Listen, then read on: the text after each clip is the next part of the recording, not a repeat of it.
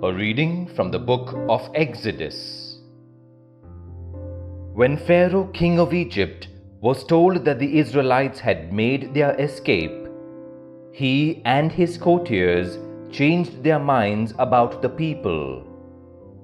"What have we done?" they said, "allowing Israel to leave our service?" So Pharaoh had his chariot harnessed and gathered his troops about him, taking 600 of his best chariots and all the other chariots in Egypt, each manned by a picked team. The Lord made Pharaoh, king of Egypt, stubborn, and he gave chase to the sons of Israel as they made their triumphant escape. So the Egyptians gave chase and came up with them where they lay encamped beside the sea. All the horses, the chariots of Pharaoh, his horsemen, his army, near Pi-hahiroth, facing Baal-zephon.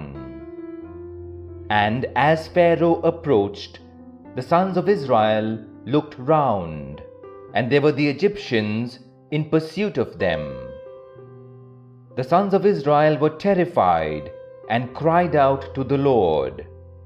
To Moses they said, "Were there no graves in Egypt that you must lead us out to die in the wilderness? What good have you done us, bringing us out of Egypt? We spoke of this in Egypt, did we not? Leave us alone, we said. We would rather work for the Egyptians. Better to work for the Egyptians than die in the wilderness." Moses answered the people, "Have no fear. Stand firm, and you will see what the Lord will do to save you today. The Egyptians you see today, you will never see again.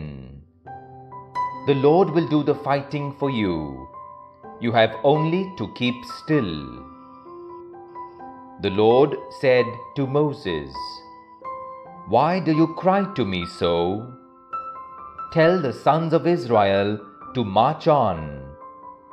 For yourself, raise your staff and stretch out your hand over the sea, and part it for the sons of Israel to walk through the sea on dry ground. I, for my part, will make the heart of the Egyptians so stubborn that they will follow them. So shall I win myself glory at the expense of Pharaoh, of all his army, his chariots, his horsemen. And when I have won glory for myself at the expense of Pharaoh and his chariots and his army, the Egyptians will learn that I am the Lord." The word of the Lord. Thanks be to God. A reading from the Holy Gospel according to Matthew. Some of the Pharisees and scribes spoke up. "Master," they said, "we should like to see a sign from you." Jesus replied, "It is an evil and unfaithful generation that asks for a sign. The only sign it will be given is the sign of the prophet Jonah. For as Jonah was in the belly of the sea monster for 3 days and 3 nights, so will the Son of Man be in the heart of the earth for 3 days and 3 nights. On Judgment Day, the men of Nineveh will stand up with this generation and condemn it, because when Jonah preached, they repented, and there is something greater than Jonah here. On Judgment Day, the Queen of the South will rise up with this generation and condemn it, because she came from the ends of the earth to hear the wisdom of Solomon, and there is something greater than Solomon here.